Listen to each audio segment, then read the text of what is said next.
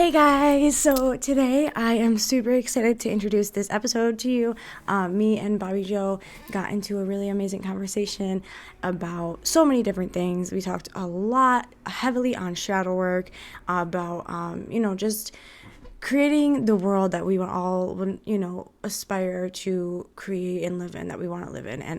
And we talk a lot about different, issues with religious backgrounds, and we talk about different forms of working with your shadow and how to handle that healing and that fear, and all different kinds of things, social media, negativity, from people there, and just so many different things. So I hope you guys enjoy this episode as much as I enjoyed speaking with her, and have a wonderful and amazing day. Yeah, and that's one thing I did want to ask you about, like, how do you go about conscious parenting, as like seeing the difference between how you're raising your kid as compared to like how we were raised in back in the 90s and 80s.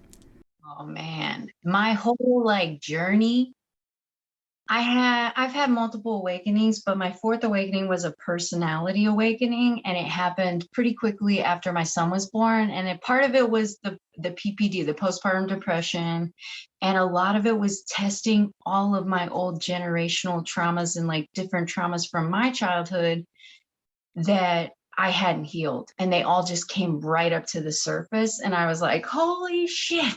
It was There was times where I had no idea what I could do or what I was going to do, and so I had to really reach into myself and talk with spirit.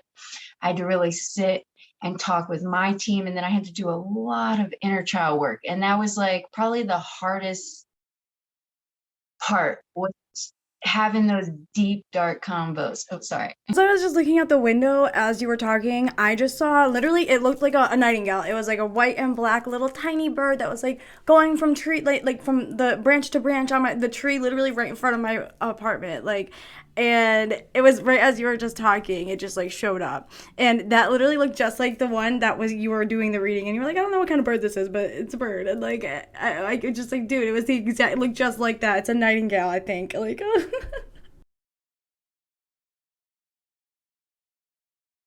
I had no idea. That's so cool.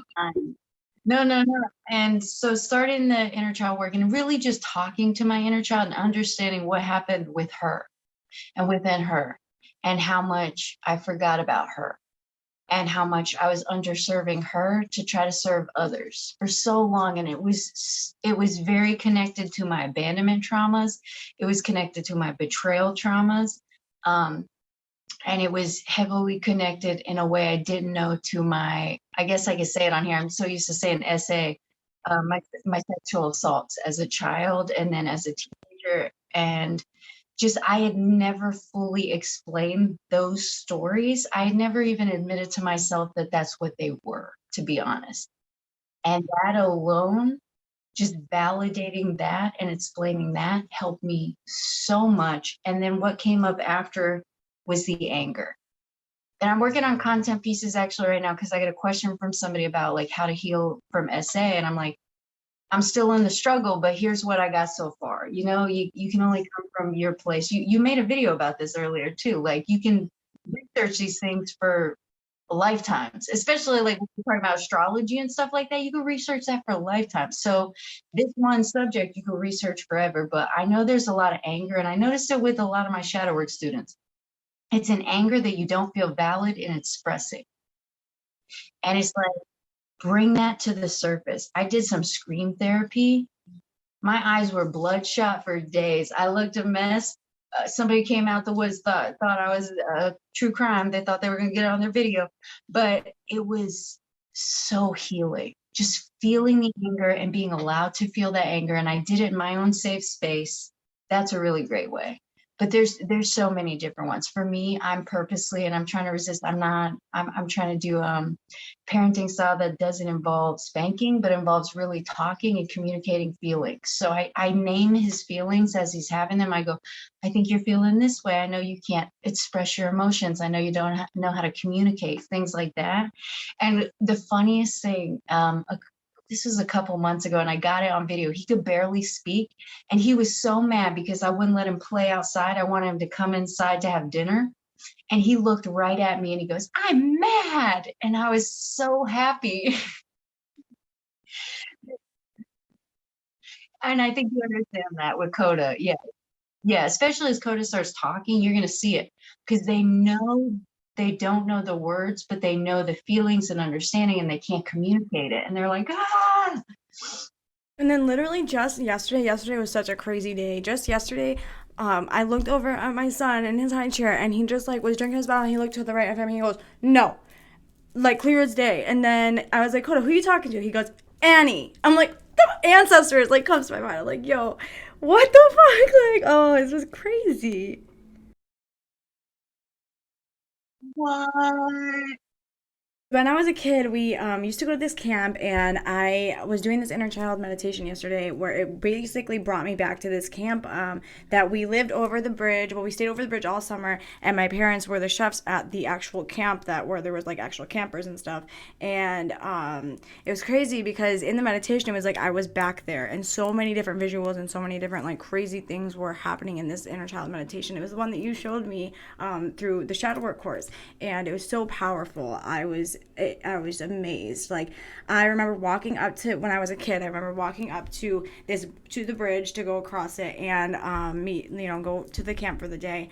And I came up about as far as my tripod is to this baby deer. It was like a little baby deer, and I like reached out to touch it, and it ran away. And I watched this deer go from a baby deer to like a big buck with like huge antlers in my meditation. And then on top of that, I remember like I used to have this recurring dream where there would be this gaping like big trench where next to the cabin where it was supposed to be like the fire pit and everything like that, the backyard. It turned into like this huge trench looking thing in these recurring dreams I had as a kid. And in the meditation, my inner child went and poured a little bit of water into it, and it was like, oh, like a little bit of healing or something like that. And then from that, it went like it started to fill up with water all the way to the top, and then it was like soil and grass went over it. And then my deities were coming through, like I was seeing like Odin's triple like the triple triangle thing. And then I also saw the triple moon came out like a crop circle in the meditation. Like after the soil and the grass came over, the triple moon showed up, and it was just so beautiful. It was so freaking intense. One thing I did want to ask you about too was like, what do you think about the dream world? Like what do you think about dreams? What do you mean, like reoccurring dreams or like your dreams in life?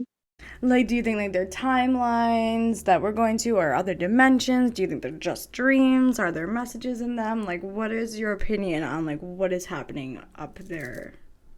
So I think it's a collective thing. There's research that definitely shows a lot of dream work is your memory purging. You're purging things so you can. It's almost like cleaning your trash in your on your laptop so you can make more space. Lord knows I need to do that.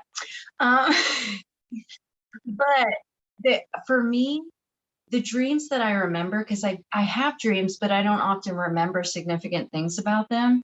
Those I know I need to write down as soon as I wake up, and I need to kind of analyze and look at. I had a dream last night that was um, different. I was in my hometown, and there was these big buildings that I know don't exist there, and me and my friends were literally running from a monster.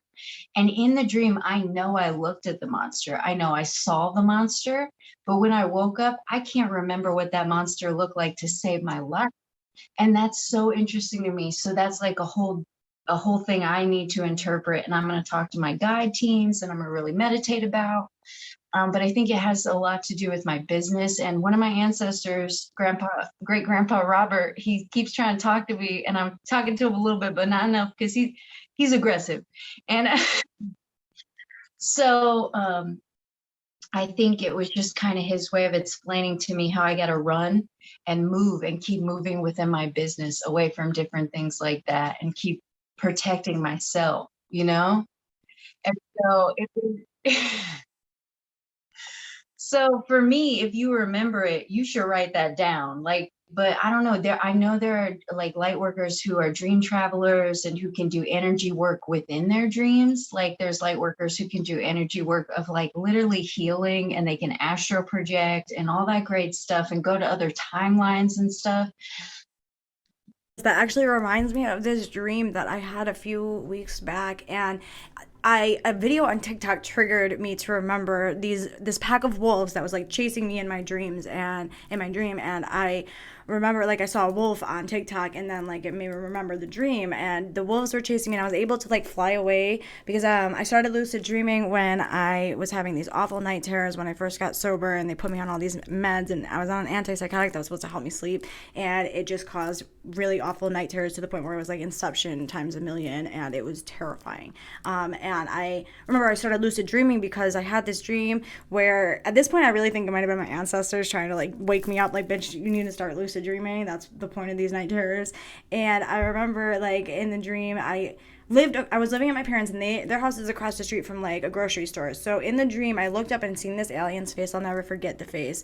And I was inside of a shopping cart. So I was convinced that I was being abducted. And it was intense. And I remember just starting to fight back. And then I got out of it and I came to and I was awake. But I started lucid dreaming back then. And then now it's like I have these dreams where I can like fly away. As I started lucid dreaming, like, I remember I've had so many really intense, crazy dreams. We could talk a whole podcast about it. But I had this dream, right, where like the monsters, the wolves, and the wolves I was able to telepathically like make stay down, but the one at the end like followed me up into the sky and turned into this monster. And it's like, I feel like it's like one of those shadows like that I haven't really dealt with, like, you know, things like being with a 24-year-old at 17, and how that really messed with my head in so many different ways. I definitely believe like we transmute energy in our dream time. Like, I remember at the retreat there was another woman there that had like a very similar dream to me the same night, one of the first nights, and had the same experience as me, where like it felt like there was something telling us like it's not time to transmute that yet, like it's not time yet for that. And we both had the exact same experience. Like, we saw, like, I mean, I talked about it in the last podcast, but it was crazy because I literally felt like I was falling through timelines in the dream before the experience that we and her both had, where we, you know, heard it's not time, it's not time. And I think it was like I was collapsing timelines throughout that dream because it was so fucking overwhelming, girl. Like, I can't even. You just gave me a download. You just literally, as you were talking, gave me a download. So the dream, the monster that I was chasing, they're not showing me the face right now because it doesn't matter. I'm like literally making it a monster, and it's not a monster. It doesn't matter. So I just need to go about my way and just keep pushing. And that, as you were talking, I was like, but I don't know a lot about astral travel or even the dream realm. And I'm not, I'm not going to say I do, but I do feel, I've always felt like you kind of have that ability to move within dreams, just for you personally, and to astral travel, which I think is a very special gift. I did lucid dream my ex when I was groomed as well. And it is and you do the healing, because it is a very scary thing to realize when you're groomed from an early age, and when you're put into a box and very controlling, and how that brings PTSD. But shit, I forgot what I was going to say. For you, maybe I'm channeling that happens sometimes. For you, I definitely think that you have those extra traveling abilities, and you should move into them. It's like I even had a book that I got that was called Starseed Archetypes, and it literally, like, there was a quiz and everything that you take, and I got the Void Walker archetype, which was traveling through the astral realm in your dream time and doing like a lot of work in that realm to transmute energy in ways that you cannot exactly do as, you know, awaken living in the human world. And just like I believe like everyone has the ability to, you know, be a medium and connect with spirit and all of that, I feel like we all have the ability to lucid dream. But it's a matter of like everyone has their unique path. Everyone has like their unique reason or purpose or mission of why they're here in this timeline at this moment to either do this or that or the other thing. But we're all collectively doing something for the greater good together. I remember now this story. My ex used to really push lucid dreamings on me before I even knew what it meant. And I was still like fresh out of like Christianity, like pretty intense Christianity. So I was like sus. And I think I lucid dreamed once. once, and I was like, okay, I'm good. This is not for me. This is not for me. And it was legit. I mean, maybe it's something I've never developed in my past lives or whatever, but there's certain things that I like know they're pushing me towards, and I'm like, okay, this is what they want me to do. But I truly respect light workers who can work in those realms. How a lot of people feel about shadow work, like how, they're scared when they first talk about it and how people make it all scary. I think shadow work isn't that scary. I think it's actually super interesting and fun, but I'm a shadow worker and that's my lane. But that's how I feel about astro travel and lucid dreams and stuff. It's intimidating to me is what I'll say. It's intimidating. As in, like, it's like I was intimidated getting into spirituality again because I had gone through such an intense, like, pretty terrifying awakening when I was in 2012 when I was 17. Like, I really thought that I was going to save the world. Like, I thought that, I was raised Catholic, so I was, like, convinced that I was meant to, like, change the world and help everybody, like, see that there's so much more to it than just, like, one way, and it's all, we are all basically saying the same thing. And in different ways, and it affected me to the point where, like, it felt like a very, like, dark year of the soul kind of thing, and I was very intimidated to get back into it, but it was always a calling of mine. I always knew that it was something that I was meant for, and it was in my highest good to do it in the way that I'm doing it now, as opposed to, like, using substances to try and connect. I didn't have any kind of spiritual community or any kind of, like, platforms, like anything like that to go to for support. TikTok. Thank you, TikTok. So it's like, how do you go about dealing with family members who don't agree with you spiritually? I grew up in a super religious household. My grandfather's a preacher. He was a traveling pastor. Rest his soul. He's still a huge guide of mine. My mom, when I first came to her and told her, because I literally I was taking walks twice a day, every day with my son in his wagon when I first got the call. And they told me, they kept being like, you got to walk. And I was like, okay, so I'll walk. And so I walked and I literally was speaking to spirit as I was doing like this little loop in my community.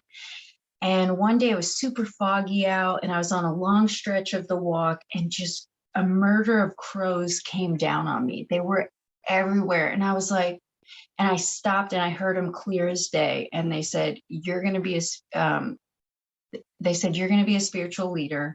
And I was like, what? I was like laughing at them, like, no way in hell. And okay. And they were like, if you listen to us, we'll help you. And at the time, I had maybe 8,000 followers. 5,000 was from follow parties. And if you do follow parties on TikTok, that shit, it does not work out. Um, and so I was like, okay, whatever. And they were like, listen to me. And we will not only help heal you, but you're going to help heal others. And I said, okay, whatever. And they told me to use my writing abilities because I've been writing since I was a kid and I'm a professional writer. They said, start making affirmation videos and start making them visual. Because at the time I was super insecure because I didn't know how to record. I didn't know how to be on camera. I didn't know how to edit. I just didn't know. And so I was like, okay, I can overlay some of my writing on this. The first time I listened to them and I did it, it was like Halloween of that year. And that was my first viral video. And it went off and I was like, oh shit. And so every step of the way from them telling me, they straight up told me, don't compete with your fellow creators. Make the fellow creators in your space your friends and help and give them platforms and offer that. And so we did the retreats, we did all that different stuff. And it was just like, it happened so in sync and it was insane. And so within my family, my mom when I told her I got the call, she knows what that means. Because of everything that happened with my grandfather and everything with his call was so intense. She knew what that meant and she was sus, but we did it together. And she understands because she's read Corinthians chapter 12 and she knows that people have gifts that we can't explain. And she knows that people have ways that aren't going to necessarily go with the religion. And even to this day, like, my grandfather always said, I don't like religion, even though he was a pastor, even though yeah, religion is man-made. The spirit, the connection, that's real. And my mom definitely trusts that, and she supported this the whole time. I know she was sus at first, but she's watched, and she's come in my life. She's watched me channel and do readings, and she's watched me do the shadow work and help people. And just slowly she's seen me growing as a person. She actually talked to me about that the other day, and she was like, I see it. I see it. And that was really great. And another really great thing that happened in my healing journey was I was terrified to tell her about my traumas, my sexual traumas in particular, because I was a very young child the first time it happened. It was one of those things that nobody could have stopped. And I didn't want her to blame herself. But I also was super terrified she was not going to believe me for some reason. You know what I mean? And I know so many people face that. And that day that I told her and we had that conversation, and she said, me too. That was, I would say, a pivoting moment in our relationship where she understood. And so the rest of my family, I think they're kind of just like, okay, cool, whatever you're doing. they're used to me doing crazy shit. It's like my mom is like one of the only one that really gets it, and that has taken the time to like let me know, like, I'm so proud of you. Like this last week or so I've been on my own completely without any help because they're in quarantine, and it's been challenging for sure, but she's also recognized like how good I'm doing just completely with zero help at all. And I obviously like I feel very grateful that I know my son is protected by our ancestors and by the guides and the deities that I work with. And, it's almost like we work with, because I know that they're always surrounding him with love and protection and support when I need a second to do something. I have been watching like these channelings from these different beings because like my parents saw like a UFO like a few weeks ago, and the Bashar, he was talking about how they're going to be showing us testing and showing us different UFOs and stuff like that to see how we react, to see how people that don't really believe react to those kind of situations, such as my parents. And I find it really funny because he also started talking about like how once they make full contact and like reveal themselves really for real, like full disclosure type shit, they're gonna like invite us to be a part of their alliance and stuff like that. And then he started explaining how some beings and some planets decide not to be a part of the alliance for whatever reason. And it's like they're like, well, like the people who were asking him questions and stuff, they're like, well, why would someone do that? I don't remember exactly what he said, but like the more I think about it, it's like, well, there's corruption in almost every government system that has ever existed that we know of in humanity. So what makes you think that like that kind of system is going to be much different than every other one? It's a no for me. I mean, that's how I feel about the G-Fed. They keep trying to recruit me, and I'm like, I'm not fucking with y'all. Back it up. I already know I'm not working with the man. If we're evolving and we're growing and we're learning from these, things that have happened in the past, like you don't want to step in polluted water. You know what I'm saying? So sometimes that's a part of your journey, and that's something okay, so like I see a lot of people who are like trying to dictate what people's things are and what their experiences are, and I know that they're trying to protect them. At their core, they're trying to protect these people, but we got to recognize and have compassion for, you know what, I did some stupid shit when I was younger. Okay, I did some stupid shit yesterday. Okay. So people are allowed to go and take their journey however they are. It's not my job unless you're physically, like, unless you're hurting the people in my community or my soul family, and that would be you coming up on my shit, and I'll stop it. But I let people take. I'm not gonna judge anybody else's journey because I know what the fuck mine look like. We all have those shadows and those traumas to deal with. Like, if that's the whole point of the human experience, if there was no, polarity and good and bad and the traumas that we're healing, if we weren't healing our own trauma, how could we help the world heal the world's trauma and the collective healing that needs to be done. We wouldn't understand that if we didn't go through some fucked up shit and heal it. Yesterday, I actually think you'll find this interesting. Is do you? And I actually want to ask you this question: do you think that it's a lineage thing and it's an ancestral thing for getting the call for healing? Because yesterday I sat and talked. It was my brother's birthday. Yesterday, happy birthday, Tim. And I sat and talked with my niece. She's 15, almost 16, and she was telling me all about like the prophecies, and she was showing me all her Bibles, and she was showing me everything, and she's like so drawn to it, and I feel like she's gonna get the call too. And it's like, do you think that is typical that we come back purposely in lineages of that? Really good question, because it's like I look at like DNA and like our spirit and how like it has to all be intertwined somehow one way or another.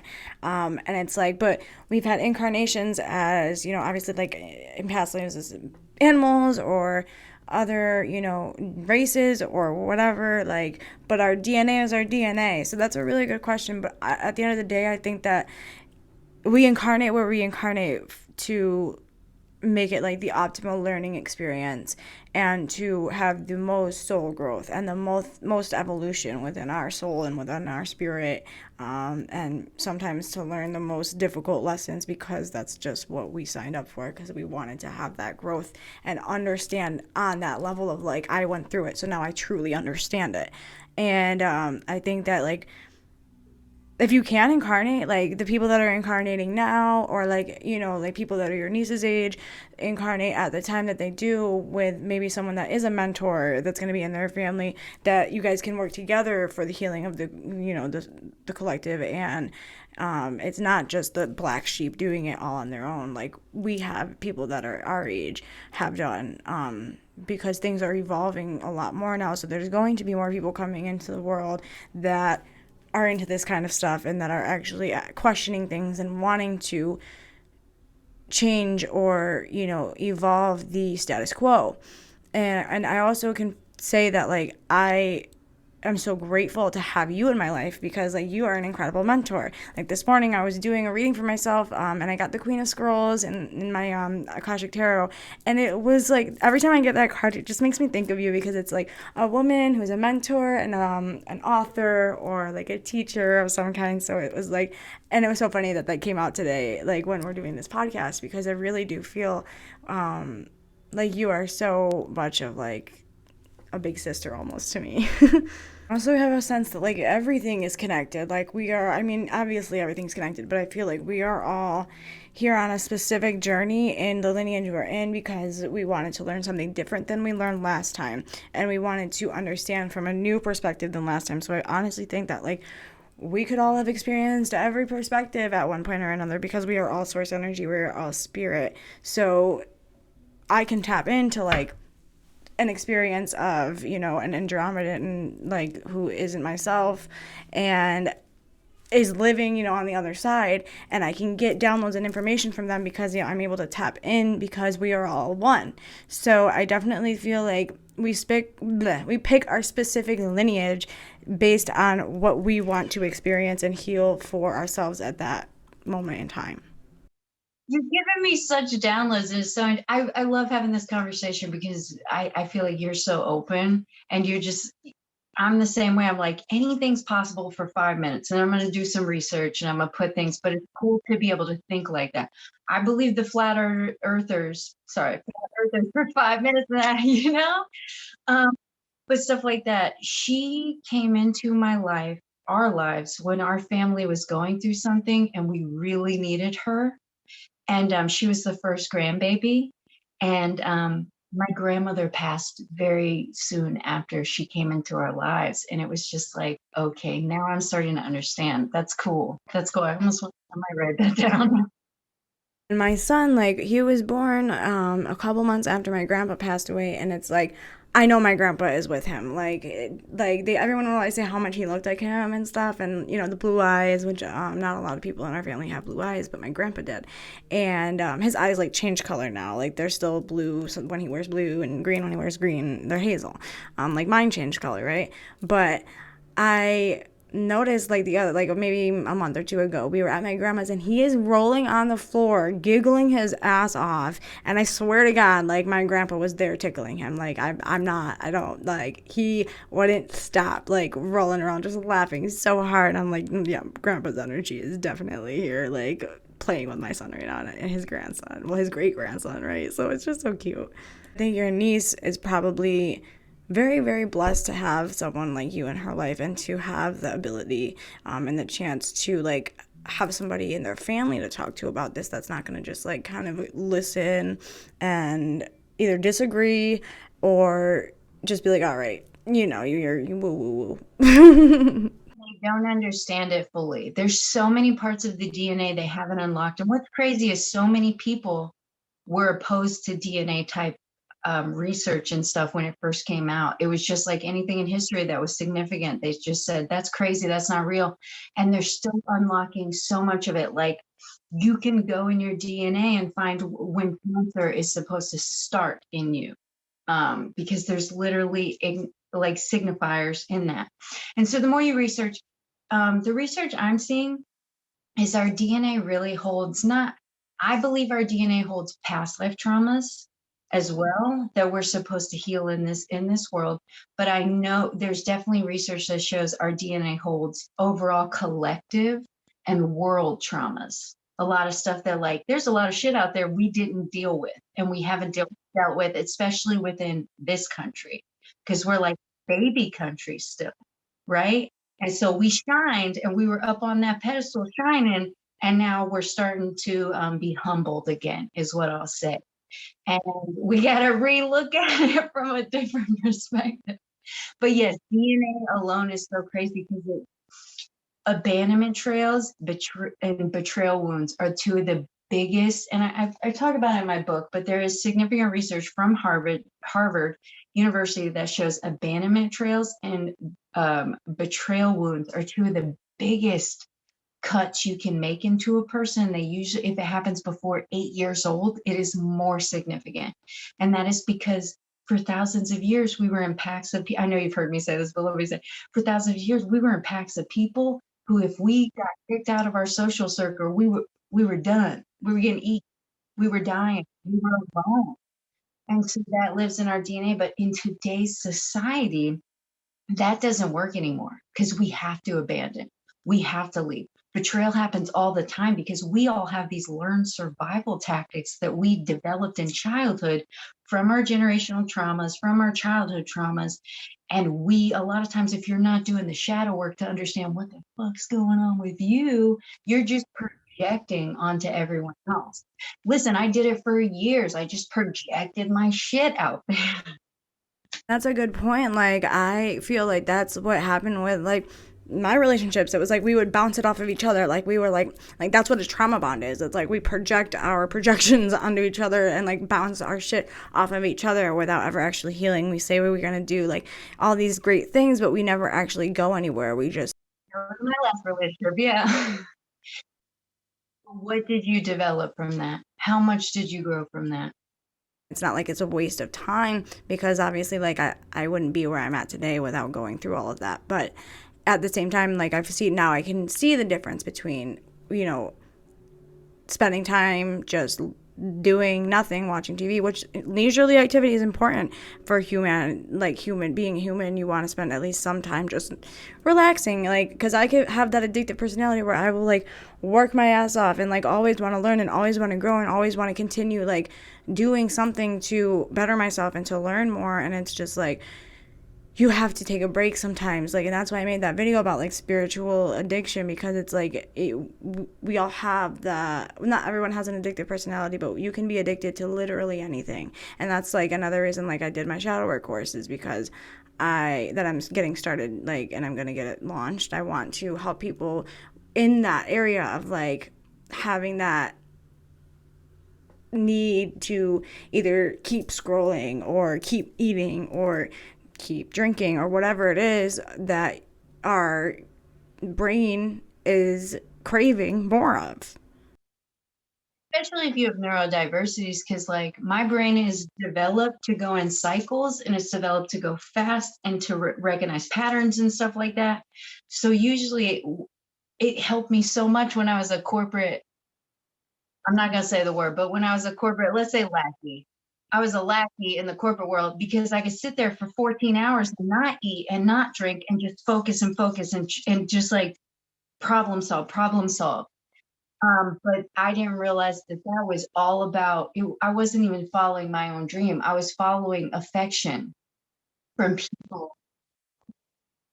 I'm not going to blame them because they saw in me so much and they tried to pull it out of me. And I grew so much in the corporate world because of that, but it also made me very sick because I wasn't paying attention to me. I wasn't doing that. And that's when like my onset mental illness, my neurodiversity, I'm going to call it mental illness at the time because I didn't have it in check, but now it's a neurodiversity because I have it in check and I understand it is the difference for me. But that like mental breakdown, they were like, okay, you're done. And I was like, I'm done with corporate. I tried to go back one time and one of the Desperate Housewives proved to me why OG, not the reality housewives, one of the actual girls from the Desperate Housewives show proved to me why I had to get the fuck out of there. Okay, because she was trying to Photoshop some neck wrinkles when she to sell her anti-aging product. Um, it was a good product, and she was beautiful in that photo before that. And I was like, okay, I'm helping the wrong people. I got to get the fuck out of here. How do you deal with negative comments and people that are in your life and especially on social media, like strangers that are being negative toward you about your journey and about your healing? How do you protect your energy on social media? So it's really funny because when I first started putting myself on TikTok, it was literally just to support my ex and his amazing content that he was creating. And so I was just doing funny shit. And he said to me one day, he said, I'm worried about the negative comments and how you're going to react. And I was like, I don't know. I mean, I think it will hurt me. And I did feel like I was super sensitive at the time because, again, my ego wasn't in check. My inner child was like fucking abandoned. You know, I locked her. Somebody should have called CPS. My shadow was like fucking throwing up projections and triggers and self-sabotage everywhere. It was the hot ass mess. I'm not even gonna lie. And then so what we did, so I just started like literally healing through TikTok. I just started telling my story. I started doing the shadow work prompts I was creating for myself on TikTok. And the negative comments, they didn't start coming in until I started going like viral or whatever. And even then, I used to give them so much more attention than I would give the people who were in my section asking for help that I could have gave them. But I'm giving these negative comments attention, people who either don't want to comprehend what I'm doing or they just literally can't. It's not part of their journey. And that's not. So I realized that and I had to stop. I had to stop and I had to decide what was right for my platform and how I was going to give my energy. And even like within the last week, I went every time I've like gone viral or whatever, it stresses me out so much. And people don't realize, and it's so, I can't explain it, but I have to look at every comment because I have to make sure that people are okay. And that if they're not okay, I can get to them and I can help them. What people don't see is I DM people all the time. I email people all the time who are in the struggle. And I try to help counsel them the way I was taught. In the years of volunteer work, in the years I watched my grandfather as a preacher counseling people. And so it's so intense and you're transmuting energy all the time. I can't give the energy to the negative. You guys see in my live, people come in all the time, they talk shit. I know you get in your lives too. For me, if you're gonna talk shit, do it to my face to face. If you can't come to me as you, not some fake ass bot account, if you can't come to me as you and have that conversation, then why am I putting my energy in there? Another thing that I really noticed, like, is as we ascend more, and so, like humanity, parts of humanity are growing and learning and evolving more. There's also other parts that are like shifting downward more, and it's that polarity. It's like the more we evolve, the more there's gonna be people that are devolving and like going the other way. Socioeconomic class and poverty line right now. I don't know if you've been noticing, but the socioeconomic class is doing that, and that's how it's putting a lot of pressure. So with my volunteer work with the homeless, I will say right now there are I don't want to say this. I don't want to freak. There is a lot of propaganda out there that one is making certain forms of homelessness cool, is what I'll say. If you live out of your car, that's considered being homeless. And I understand what's good, but it's making it a trend. But then people who need to get back in homes are having hard time getting back in homes because the rent situation has gone insane across the whole country. In LA, when I worked with all the organizations out there, and we worked to get the budget and the new housing for the homeless out there. At the time, it was like 40 something thousand homeless. Now it's 60 something thousand homeless. And these are people who grew up in Los Angeles. They only know Los Angeles, but they can't afford Los Angeles anymore because it's insane. It's not just insane there, though. It's happening here in Florida. Like, what? The rent here has been going up too. Like, I don't know, it was maybe like $100 it went up from last time, like last year, just like in 1 year. So I totally see what you're talking about with the rent situation. They're building an army of homeless people for some reason. Actually reminds me, just the other day I was on TikTok and I saw a video, and it was an astonishing number of homeless people. Like, I don't know if it was the world or just America alone, but it was in the like hundreds of thousands. And they were talking about how there's plenty of homes for all of these homeless people. There's plenty of space and shelter, and roofs that could be put over these people's heads, that just isn't being done because they want the money for it.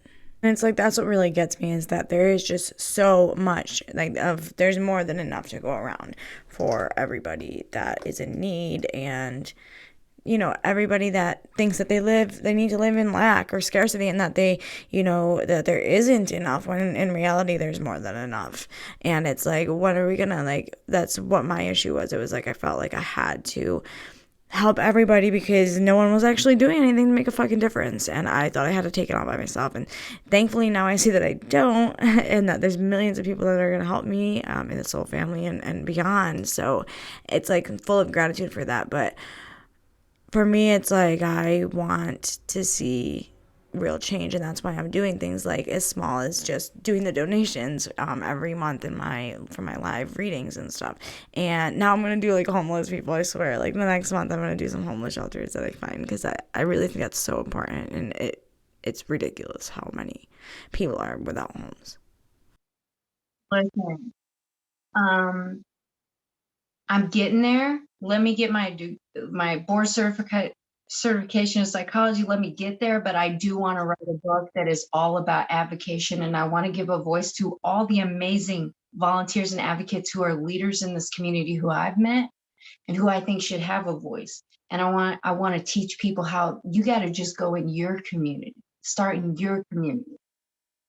Start at those board meetings for the school. Start at those board meetings for the budget meetings. In LA, their budget was bigger for their fucking lawn care than their homeless people. LA, the bleeding heart of the country. So we went ahead, and I used my superiority complex I learned in Christianity, and I shamed the shit out of them publicly. I used their names. I figured out their kids' name. It was rude as shit of me. But you know what? I got the job done. And that's why we do shadow work, because I know the dark parts of me sometimes are good, right? And it's like that's the world that we live in. Sometimes, like, we have to be willing to, like, we can't fix everything with just light and love and being fucking passive. Like, we have to be assertive, and sometimes that means being fucking aggressive and stepping into that fucking bitch, like, because without, not necessarily fighting fire with fire, but without standing up and asserting your rights and your beliefs in a way that's going to make a difference, without any violence or any serious consequences that are negative. It's important to make people see that change needs to be made, and it can be made. The amount of food that gets wasted in America alone could feed the fucking hungry population. Like, it's fucking insane. Get on Dumpster Diver TikTok. I don't know if you're on Dumpster Diver TikTok, but these people are getting it out there, okay? Walgreens is fucking up. Walgreens is the one that I know they're dumping a lot. But yeah, there's so many housings. There's plenty of housing, food, all that shit for people. And if people look at the basic teaching of every single religion, every single culture, all of that shit, it is about helping each other. It is about having compassion. It is about unity. And we're putting fucking fake lines on the ground saying, this is mine and you can't have it. And we're making it cool to be like, well, I got the latest iPhone. Fuck those. And I'm not saying give everything you have, but I'm saying work towards a place where we can have compassion. I see what it looks like, and people are always like, they're taking advantage of the system. The amount of people who take advantage of the system is a lot smaller than people realize. A lot of these people need help, and there's a lot of people who can't even get help because it's not. There's a lot of moms. I talked to a mom this morning in my group. She emailed me and she was just about done because she can't get childcare and she doesn't know how to have work.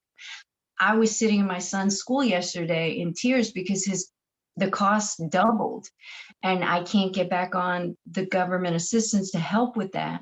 And then, you know what it's like, childcare cost. Why aren't we helping people with this childcare cost if we're forcing them, if we're trying to force them to have babies? And I'm not trying to get political, you know what I mean?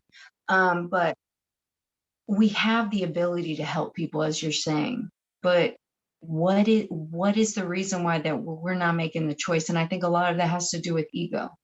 Yes, and it's especially about like people not wanting to shake things up, people being comfortably uncomfortable, and people not really understanding the impact negatively, like the negative impact that us as humans not only are having on each other, but having on the whole goddamn planet. Like, There's a lot of propaganda and ignorance out there, is what I'll say.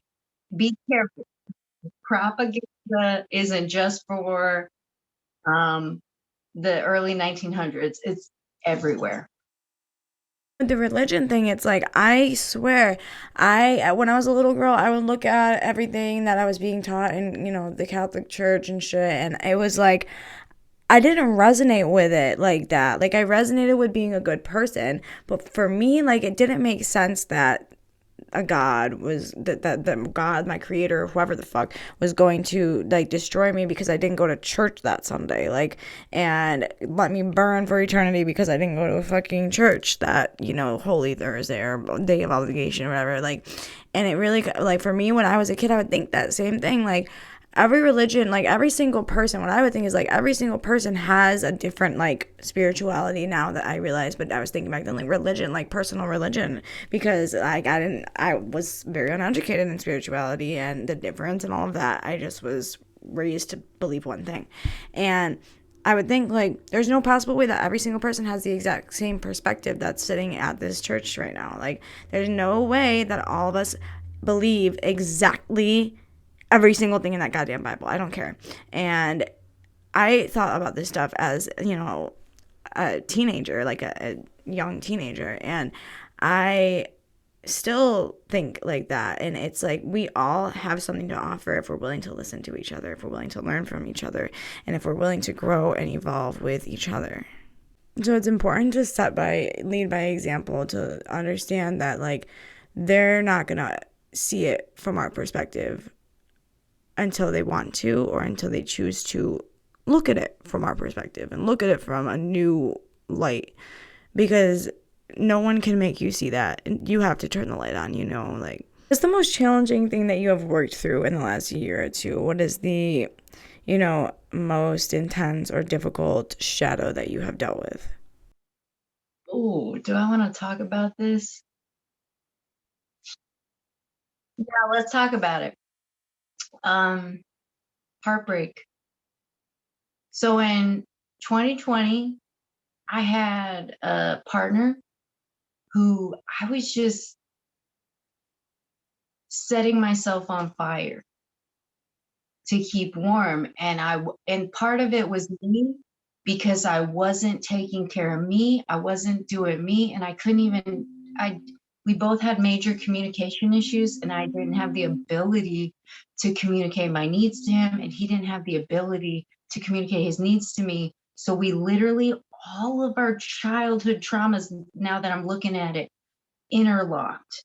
And we were literally just pushing each other back and forth with our bullshit, even though I really believe we significantly loved each other. But love is not always enough, right? Can't evolve for them. And it wasn't even my family that I was scared of, which is crazy. It was him and his friends. I was scared they were going to judge me. And that's so silly. That's so silly because he's not even part of my life anymore. Even though, yeah, and it was just so we had to have it like that because it was too much. It was too much. And so I had to overcome, like, every time I had a major thing. What you guys don't know is I had swings taken at me from either him and his group of friends or from other people around me. When I launched the first retreat and like we had 750 people sign up, I was stoked. Um, Swings. When I launched my courses, swings. And it was, I was purposely pivoting my content to try to not hurt him. And I was avoiding content that I really should have been talking about for my healing. Literally, when I would do readings, I would reshuffle the deck when I got love readings because I was like, everyone's going to think everything's about him. And that's what it felt like. It felt like I was in a fucking box. But I think he was going through a similar thing. And I think there was a lot of misinterpretation. And so what I had to do was just be like, look, I just have to do what's right for me and for my community. And I just have to let it go. Whatever's meant for me is gonna be for me, and I have to surrender it. And you know what? I'll admit right now, I still look at his stuff because he's a great artist and I'm proud of him. But when he takes swings at me, I can see now, and I've enlightened myself to how I get triggered, and I'll take swings back. And it's so stupid. We've been doing this for a long time. It's so stupid. So I just don't even anymore. I've gotten to a place where in the last couple months, I got to a place where I started embodying my really divine feminine. And I was like, you know what? Actually, this isn't a bad thing. This is kind of a good thing. I like the attention. I'm kind of flattered by it. And it was just, And it's like they're part of your journey, which means they're going to be a part of your story, whether they like it or not. So, like, fuck that. I realized that and I was like, wait a minute. Wait a minute. And I started tracking back, like, why? Why are we even still doing this? And I don't know, but I'm not afraid anymore. And I'm not worried about hurting him anymore because he's on his journey. And I really do love him. And I still have a lot of love for him. And I hope he does good. My ex from when I was younger, I also, through my shadow work, see how he was super significant in breaking the bonds that I had, the limiting beliefs, I'll even say, that I had in the religious culture that, like, I stayed with him for so long through so much because, just as you said, I just knew in my heart he was going to change. You can't make anybody change. I got that download, You Cannot Evolve for Them, for my spirit sticks. And I wrote it down and I kept getting it over and over in readings for a lot of people and not just myself. It it really changed a lot of perspectives, not just my own, I think. So That's a whole journey, right? And so I kept trying because I was taught my whole life, you got to stick it out. Stand by your man. You got to stand by your man. And I thought I was standing by my man, but I wasn't standing by me. I wasn't loving me. And if I had just stepped away, I could have saved myself a lot of trauma, but that was part of my journey. That was part of my work. It's like, yes, like we're all on different journeys. And when I realized that, like setting by example, leading by example, because you cannot evolve for them, leading by that, just being the best you that you can be and doing your part to heal yourself, you're going to plant that seed, whether you're talking directly to them or they're watching you do a live or watching a video that you made or something. It's like, that seed's going to be planted. And that's why, like, sometimes I feel like we've come here to show our families, like we chose these families, we chose these parents and stuff to give them, like teach them to, and to give them a better perspective or a new perspective. He's coming back, and he was trying some shit, and it was just more shadow work I had to do around that situation. And it was me finally standing up for myself in a way I never had. And I don't think anybody ever thought I would. And I did. And I think a lot of it has to do with my kid. You know what that's like. Yeah. Absolutely. It's crazy how much my life has changed so drastically within such a small amount of time. And it's not like it was like just because of my son. But I hate to say it, it's like I don't think it would have happened so quickly if I wasn't a single mother. And that goes for like if I had decided to try and make it work for my son or myself or whoever. And then I wouldn't have ever had all the time that I do now for myself and for my son, so that I can not be focused on the wrong things and I can be focused on the positive, the healing, the beauty in life, the fulfillment that I've been able to find now that I'm not so focused on a relationship that's really just a trauma bond. And it's, even though there was love there, it wasn't going anywhere healthy.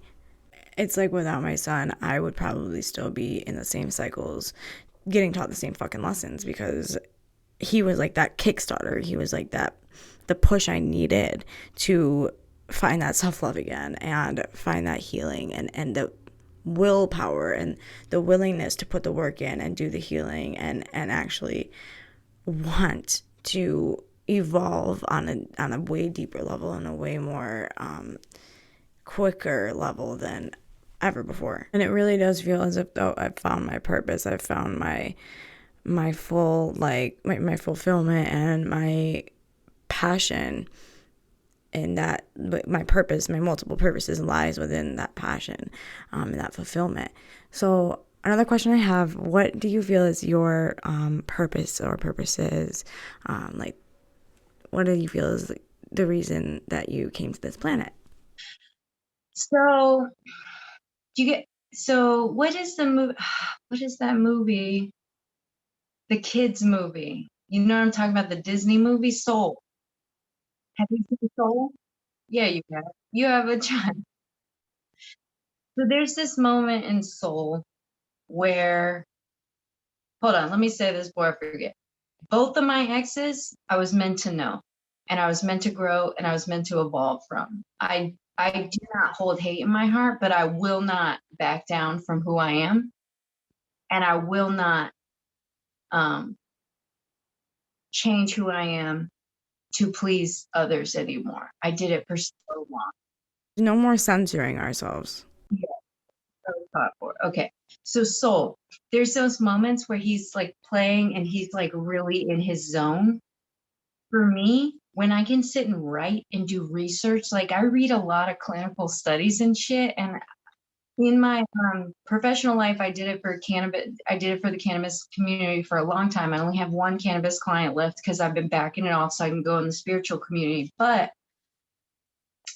I love the research. That is I can understand clinical studies and I can put them in a consumable method with my words for regular people who can't read, because that shit is so annoying. You got to Google all the work.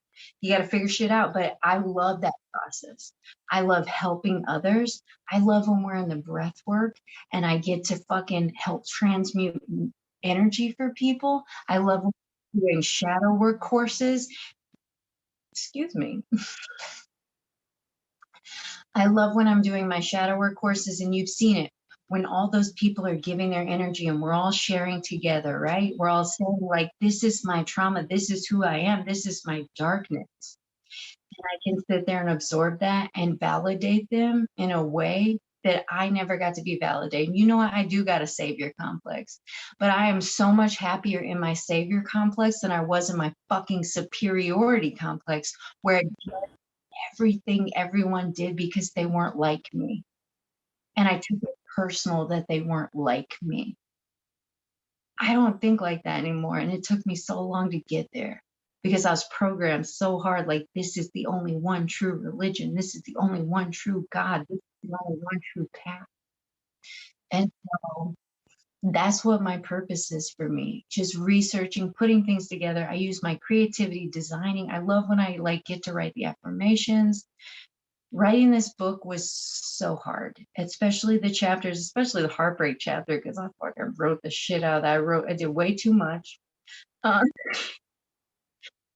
but just doing the research of everything and spreading my what is my personal truth, and that I no longer needed to be anybody else's truth.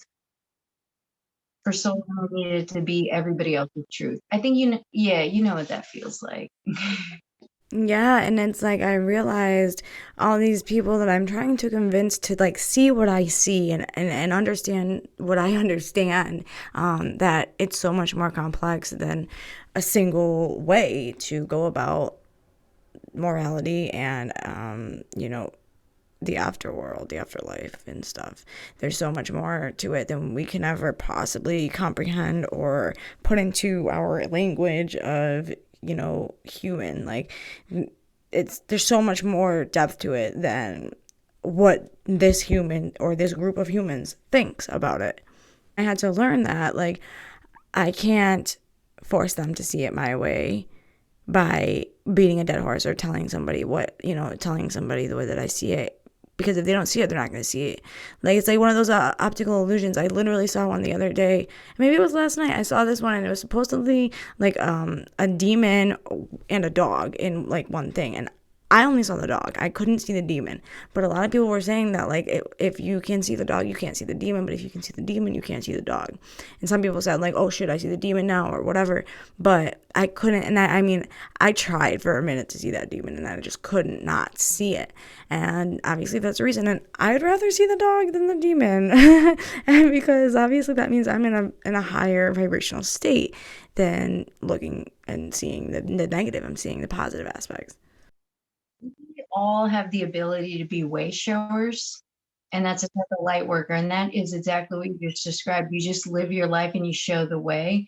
And it's overcoming that fear of judgment of what other people think. You just go on your path. And I will say, even the haters in my life, even the haters, they see the way I'm moving and they sure as shit are pivoting. They might not realize that they're doing that, but I'm inspiring them to pivot. And I love inspiring other people. I love it. So thank you. I know that's passive aggressive as hell, and I can admit that, but it's the truth. And anybody who see, and I took a long break with my siblings when I first was coming into this personality awakening because I knew I needed it.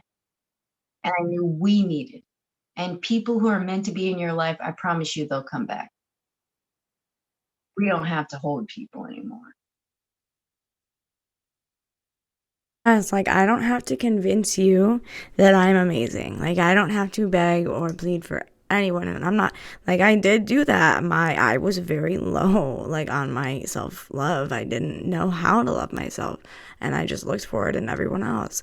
And there were people in my life that weren't there unless they wanted to hear that. They wanted to hear me, like, tell them that I needed them. And that's just not the person that I am today, and that's not the person that I will ever be again. And I sure as shit am not going to be setting that type of example for my kid. But I digress. What inspires you the most, Bobby? So obviously my son, um, I just love watching him learn and grow and develop. That's been such an incredible part of this that I didn't even realize was going to happen in being a parent. And I know you know that experience. Obviously, always my son, but I'm also going to say, shoe lover 99, Mama Tot. She came to me, she's a TikTok person. That's what that means. She came to me when I was about to give up on the book. And she became my mentor, and she has no idea she became, well, we're friends now. And I message her and we talk a little bit, but um, she has no idea that like she was creating content in the videos I needed immediately in the moment to keep me going, to keep me writing, to sitting my ass in that chair at 10 o'clock at night when I was exhausted after momming and working all day and I was going to give up. She's who inspired me.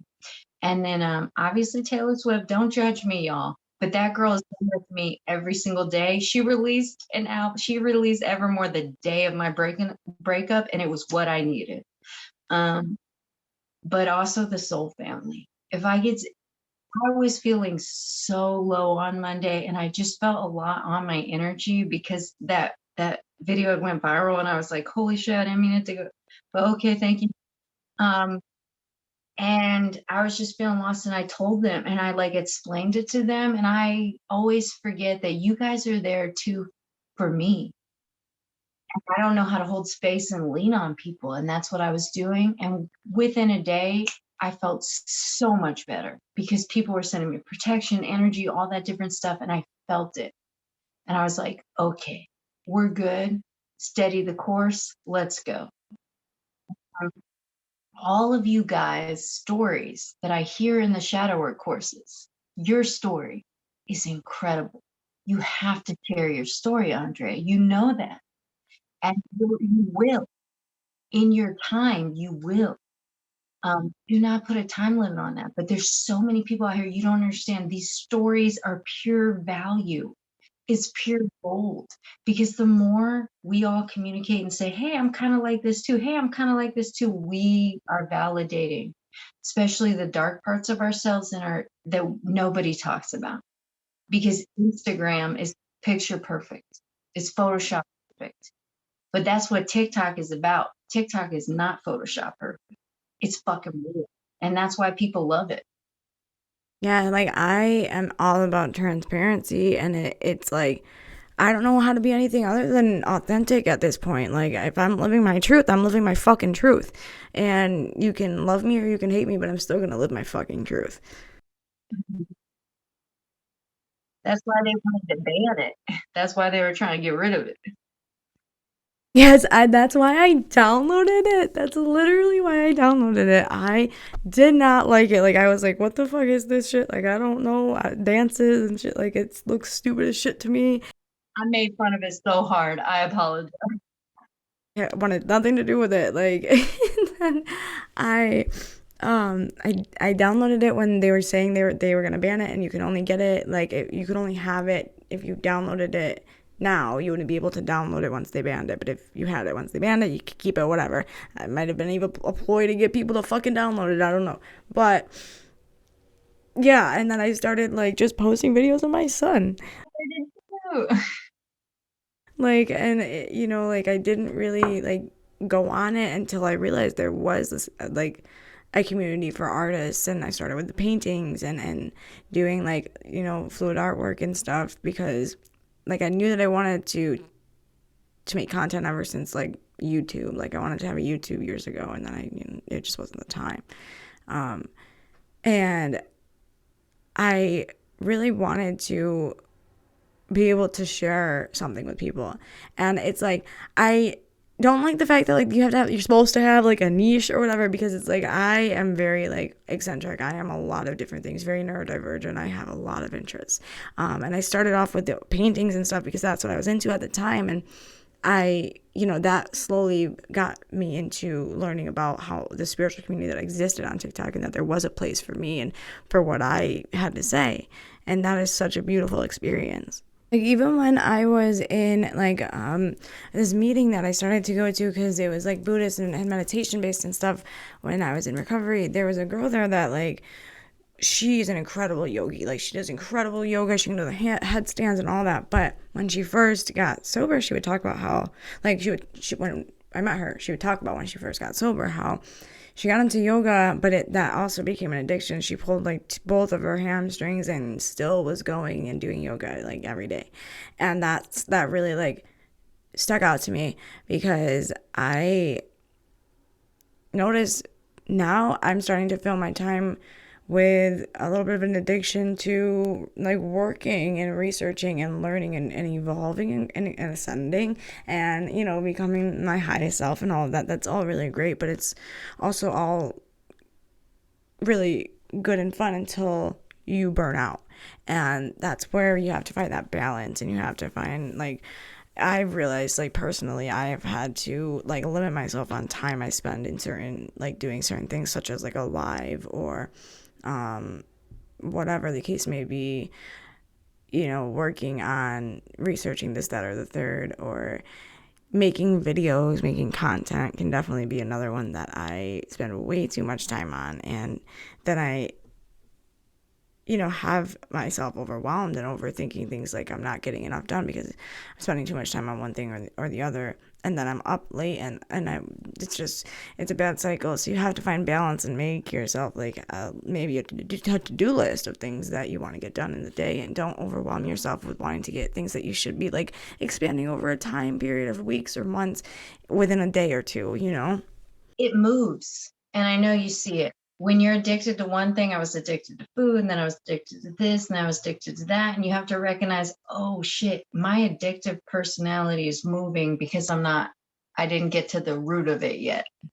It's also part of the reason that I'm doing the recovery shadow work course that I'm working on, is because I feel like it can be helpful for every type of addiction that exists in every type of manner. And it doesn't like have to be substances or alcohol. Like there's addictions to social media. Like I'm the first to admit, like I have a tendency to like keep scrolling and scrolling until my guides are like, okay bitch, like we gave you the messages you were meant to see and now you're just scrolling for bullshit purposes. Like, and it's like you really once you become mindful and aware of those things, whether it's shopping or eating or like drinking or anything, once you're aware of it and you are willing to put the work in and take the time and the effort to look at the reasons why you're doing A, B, C, and D, then you are able to really get a hold on your fucking life and change those behaviors and change those habits and turn them into positive, like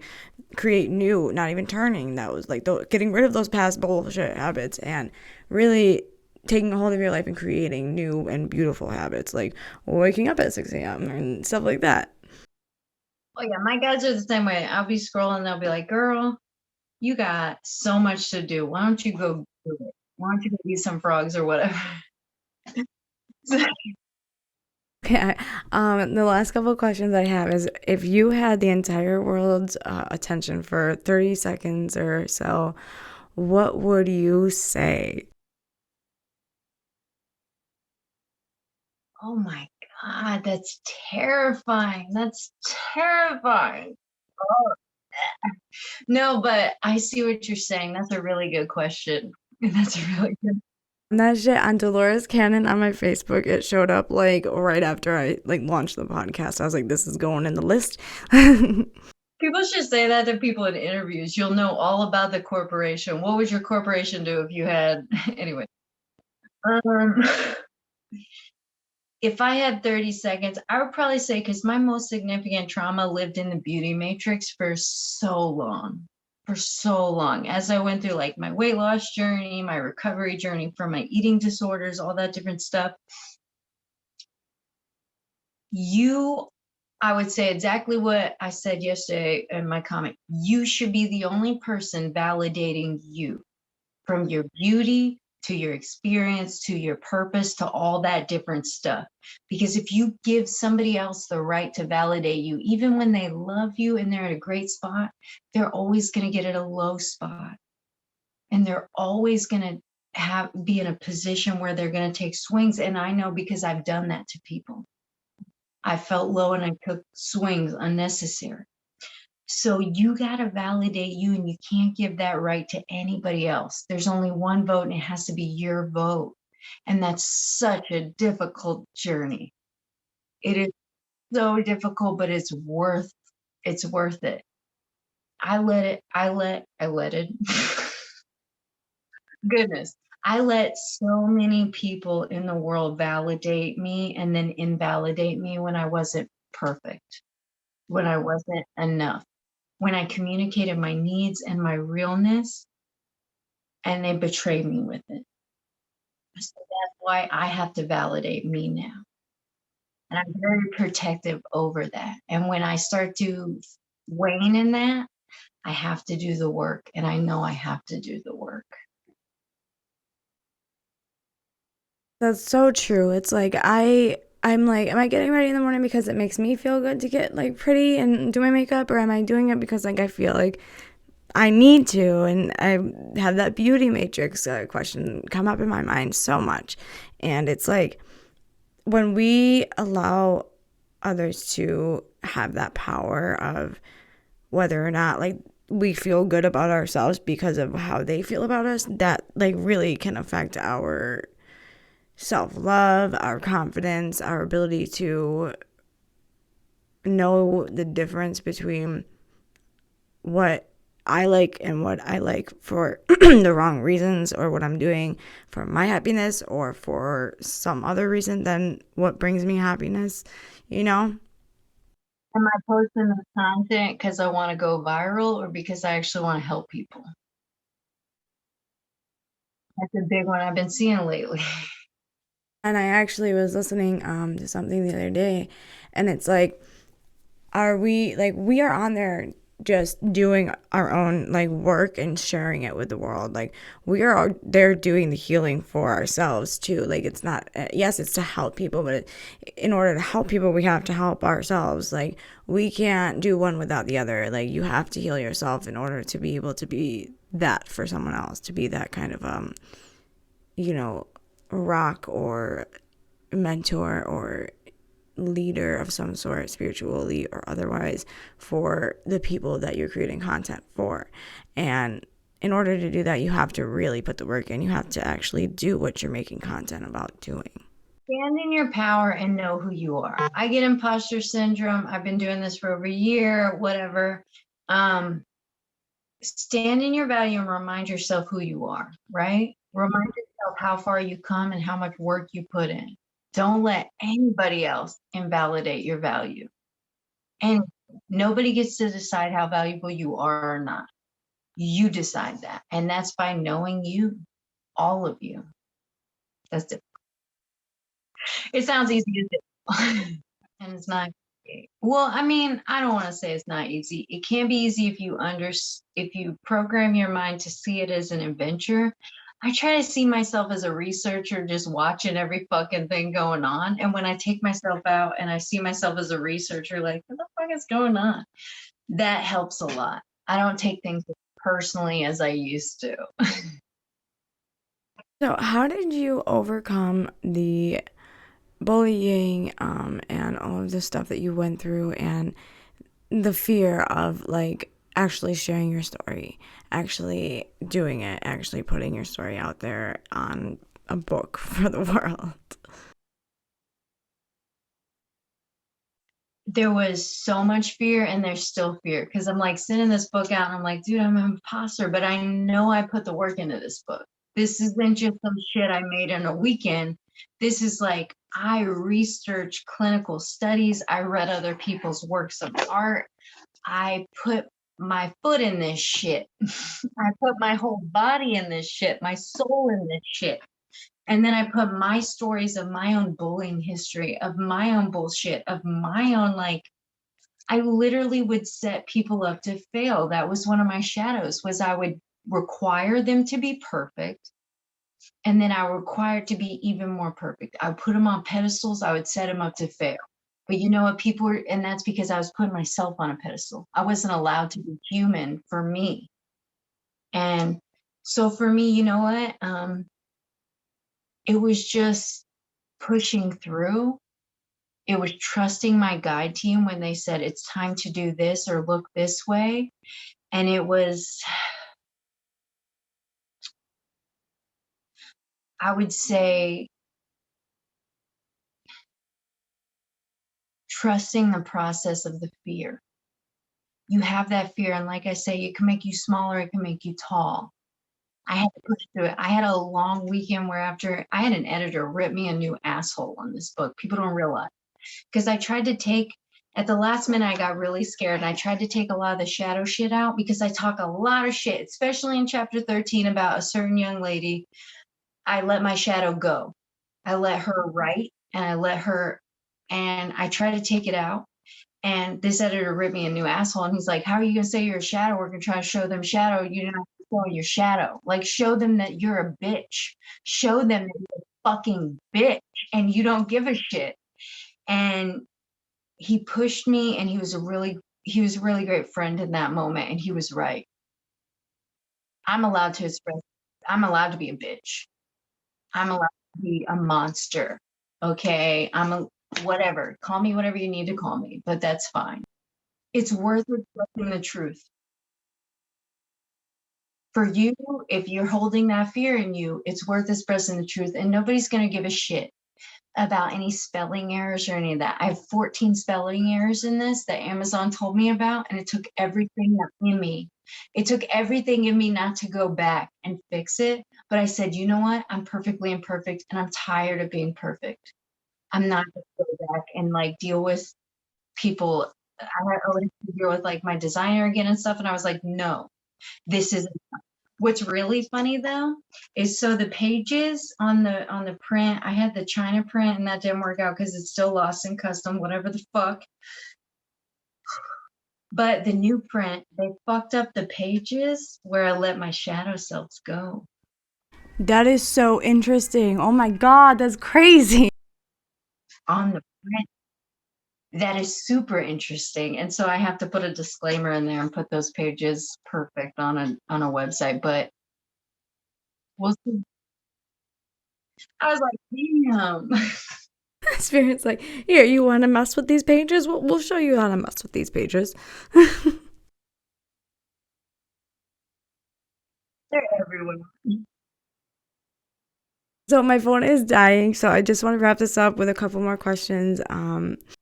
So is mine.